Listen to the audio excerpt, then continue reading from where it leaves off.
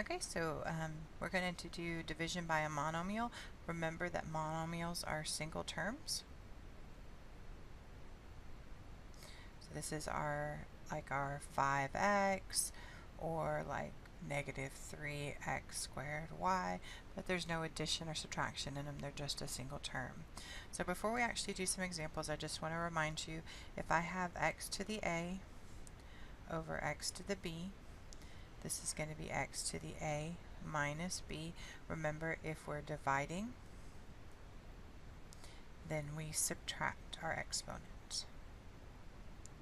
Okay, I also want you to remember that if I have x to the negative a, so if I have a negative exponent, that's the same thing as 1 over x to the a.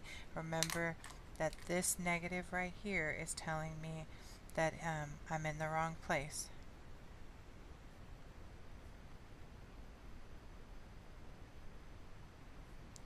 Okay, I want to be in the right place, so if I'm in the wrong place, I'm at the top, I need to be on the bottom. So for example, if we were trying to simplify something like negative 24x to the second divided by negative 6x to the fifth, we would want to split this up and really kind of look at it as two different problems. We would want to look at it as the negative 24 over negative 6, and then the x squared over x to the fifth. So we would do our division, so negative 24 divided by negative 6 would give us a nice pretty positive 4.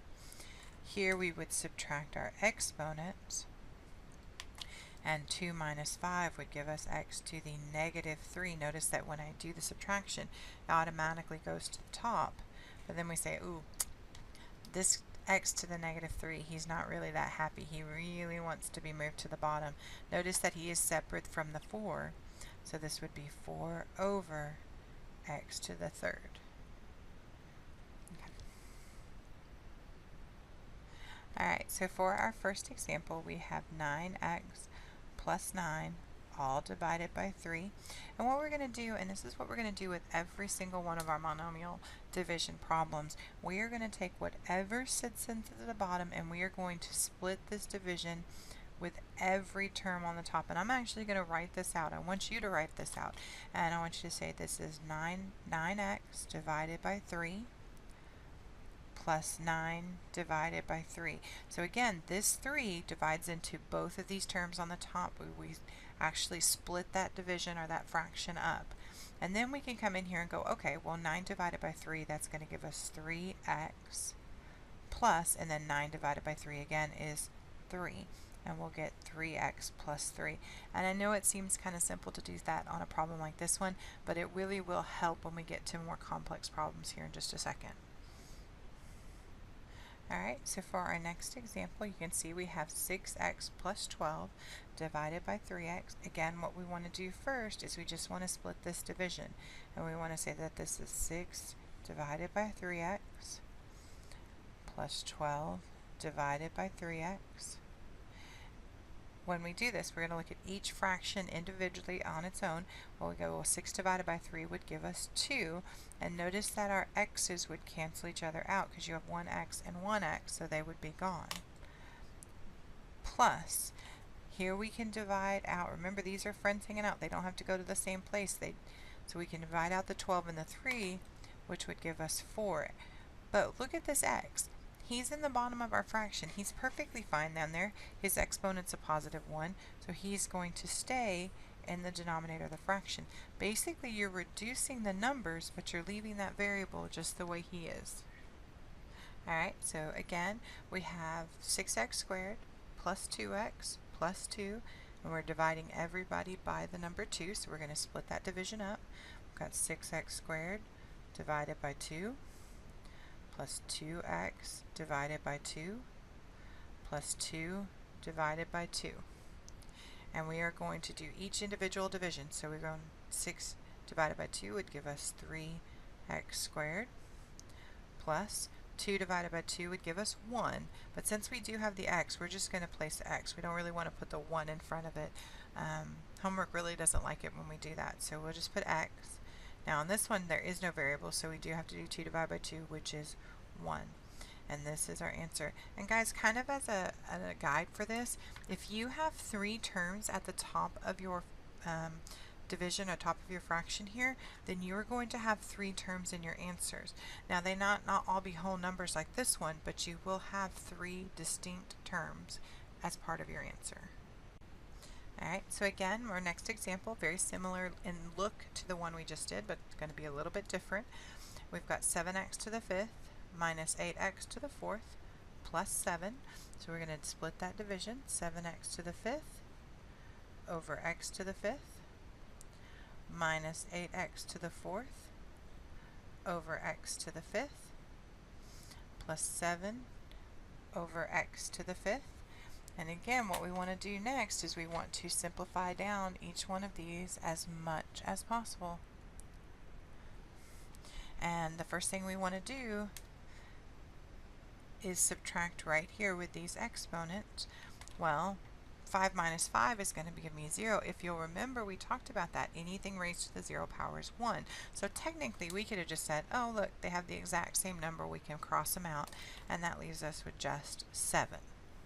Now on this next one, that doesn't work as well. We've got 4 minus 5. That's going to give us 8x to the negative 1. Remember, it's always the top exponent minus the bottom.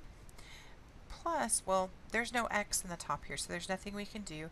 The x to the 5th is perfectly happy in the denominator, so we're going to leave him 7x to the 5th. Now there's one thing we have to do. This x to the negative 1 is not where he wants to be. He really wants to be moved to the bottom. So when we rewrite this, we have 7 minus 8 over x. And I don't need to write the exponent of 1. I could just write 8 over x plus 7 over x to the 5th. This would be our answer.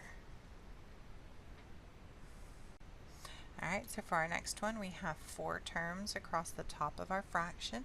We've got 9x to the 5th minus 3x plus 6x cubed plus 6, and we're dividing by the term 3x cubed. Again, what we're going to do is take this 3x cubed and we're going to write it over each one of these terms in our top. So we've got 9x to the 5th divided by 3x cubed minus 3x divided by 3x cubed plus 6x cubed divided by 3x cubed plus 6 divided by 3x cubed. And again, taking each one individually. So here we can definitely divide 9 by 3. That's going to give us 3. We take our exponents here and we subtract them, and that would give us x squared minus, again, we have our 3 divided by 3. This time it's going to give us 1. If you need to, place a 1 here, but we are going to subtract our exponents.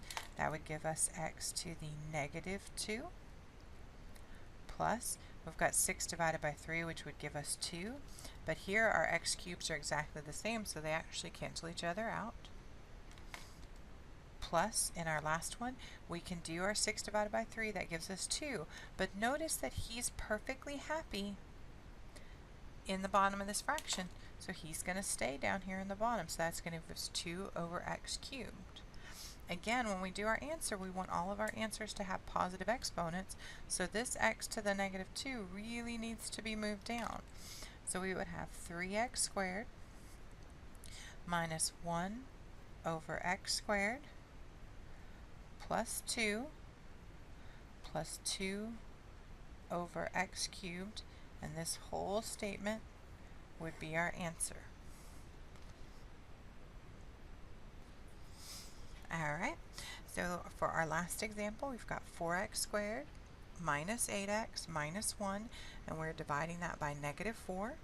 So again, breaking it up, 4x squared over negative 4x minus 8x divided by negative 4x minus 1 divided by negative 4x. So starting with our first fraction, 4x squared divided by negative 4x. So 4 divided by negative 4 would give us a negative 1. Again, subtracting here, subtract those, and that would give us just an x. Be real careful when you're doing your signs here. We've got a negative and a negative, which is going to make this positive. And we have 8 divided by 4, which would be 2. And then again, look, we have the same amount of x's top and bottom, so we can cancel those out. Here on this last one, again, we've got a negative and a negative right here, which is going to make that a positive. But notice we can't divide 4 into 1, and x is perfectly fine. So this is going to stay 1 over 4x. Now the only thing I would say that we would need to do is I wrote down this negative 1 here, and really when I write my answer in, I don't want that negative there, or excuse me, I don't want the 1 there. I'm going to say this is negative x plus 2 plus 1 over 4x, and this would be my answer.